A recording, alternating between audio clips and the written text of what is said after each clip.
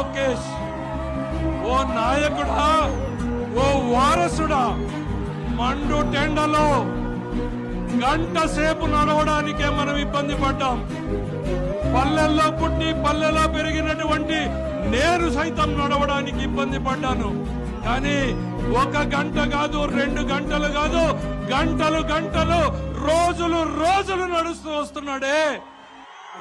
ఈయన నాయకుడు కాక ఇంకేమవుతాడో నేను అడుగుతున్నా. దేనికోసం నడుస్తున్నాడు ఆయన? దేనికోసం నడుస్తున్నాడు ఆయన? మన కోసం, మన బాధలు, మన గాథలు, మన కష్టాలు, మన కన్నీళ్లు తెలుసుకునే దానికోసం, ఈ ప్రభుత్వాన్ని గద్దె దించడం కోసం, రాబోయేటువంటి ప్రభుత్వంలో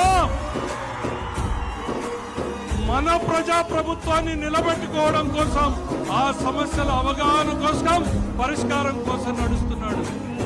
వారసుడైతే ఏసీ రూములో పడుకుని నిద్రపోవాలి. ఏసీ రూములు వదిలేసి మండు టెండలో ఈరోజు 16 కిలోమీటర్లు నడిచాడు.